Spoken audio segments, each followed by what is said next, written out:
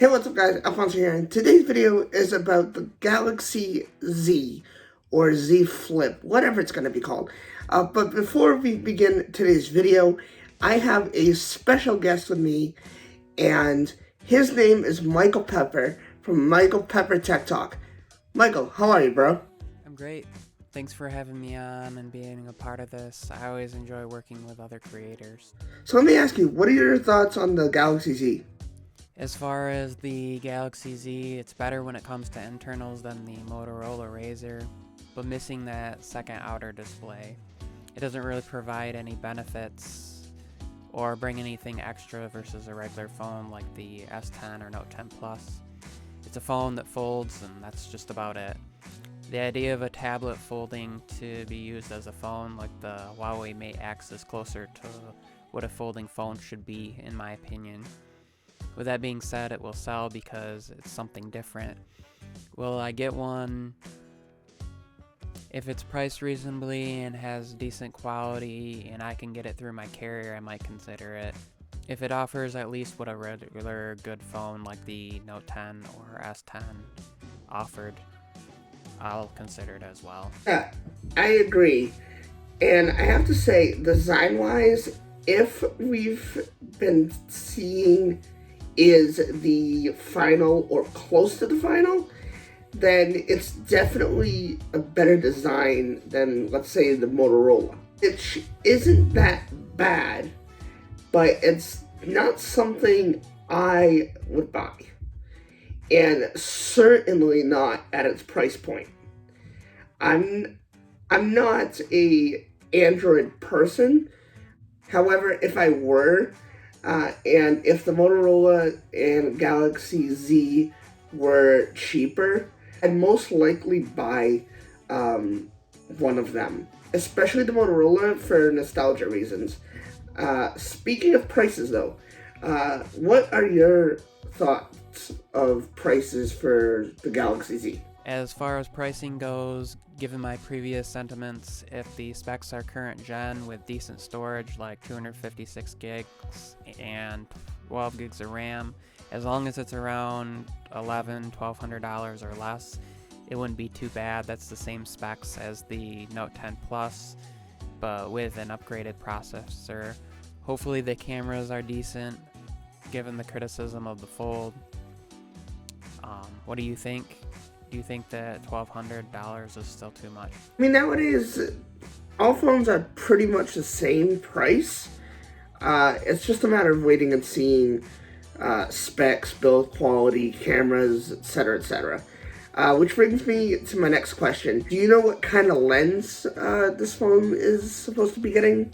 And if you were to choose a lens for a phone you were building, which one would you choose? So when it comes to cameras, I don't really know for sure what cameras it will have. From the leaked images, it looks like there's 2 or 3 lenses on the back and 1 on the front. Very similar to this last year's devices. I would guess that it would be an ultra wide, a wide, and a telephoto. If that's the case, that would be adequate. Usually the ultra wide can also be used for macro photography as well. I hope for good software to go along with the hardware. Do you think that this will be the year that they match the iPhone as far as good photos and videos and at least 4K 60 on all cameras? Also, do you see them implementing more AI along the lines of what Google does with their Pixels? Yeah, for sure, man. As for iPhones matching Pixels, no. Maybe something similar to whatever Google does in the next phone.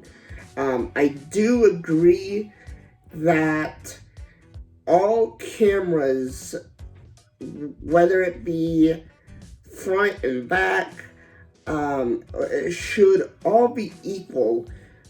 And not only that, but I would love to see night mode on all cameras, front and back facing cameras, and maybe add a little bit of portrait style to it. Right now, you can't really take a portrait night mode picture, and it would be cool to see. I'm looking forward to seeing what comes next. As far as camera software, for sure, the future of smartphones can still be exciting as long as the software and hardware both continue to develop well together. Absolutely, absolutely. Now, before we end today's conversation, let me ask you this.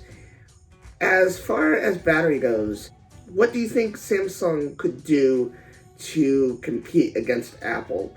I personally think that they could do just about the same capacity or maybe a little bit better.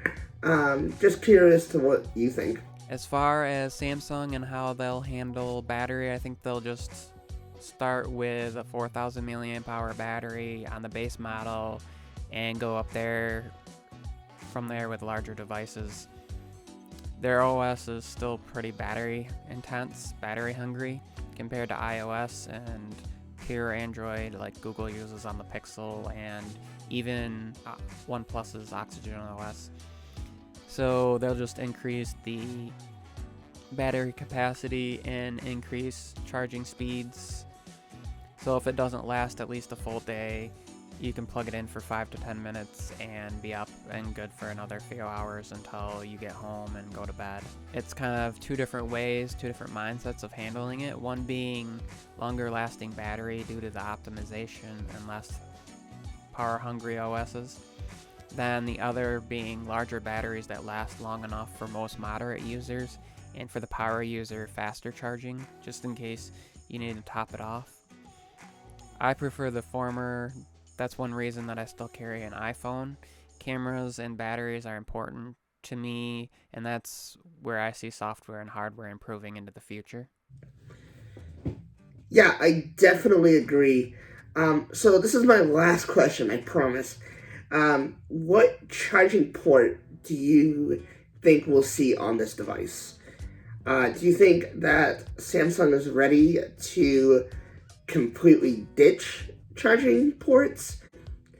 I know Apple at first was talking about this a while back, but I'm not completely confident they're ready for this. What do you think for both Apple and Samsung? As far as ports going away, I don't see ports going anywhere for a while. First, because data transfer and cables provide a way to do that, which everyone will still be able to use. Imagine if you go over to a friend's house and he doesn't have the right charging and data pad, you're out of luck. Wireless transfer with something like AirDrop would be an option, but that still requires both devices to support the same transfer protocol. Good luck getting all the companies to do that. Also, wireless charging creates too much heat and potentially degrades the battery faster with current technology. So until we see something like graphene, which is at least 2-3 years out, being used, and there's a unified protocol for wireless charging and data transfer, it's still too soon for portless for any manufacturer. Yeah, absolutely. Unless they find some sort of way of transferring information from one device to another using a charging pad, it's just a matter of waiting. There's no telling, the future. So again, at this point, it's just waiting until the 11th to see what happens at this event. Michael, thank you so much for joining me today. It was a lot of fun talking to you. I'm hoping to stream after the event, maybe that day or the day after, depending on my schedule. If you're interested in joining me, just let me know. But for now, guys, we hope you guys enjoyed the video. Please like and subscribe to our channels if you're new. If you guys have any questions, leave it down in the comment section down below, or join us on our social medias. It's always at the end of the video. Michael, I will add yours down in the description box below. Thanks a lot, man. I really appreciate having such a thorough and thought-provoking conversation. Thanks for having me be a part of this. I always look forward to joining people and doing collaborations like this. I always enjoy a good, fun, friendly conversation. If you like everything tech related and enjoyed what I had to say, check out my channel. As Apple Monster said, the link will be in the description down below. Also, I do photography. That was my major. So my other channel and Instagram, Michael Pepper Photography, both have the same name, will be linked down there as well. I am Michael Pepper from Michael Pepper Tech Talk. As always, thank you and God bless. Alright guys, we hope you guys enjoyed today's video. Again, if you guys have any questions, just reach out to us. We will be posting the social medias. We will be more than happy to have a conversation with you. But for now, I'm Apple Monster, he's Michael Pepper, and we're out.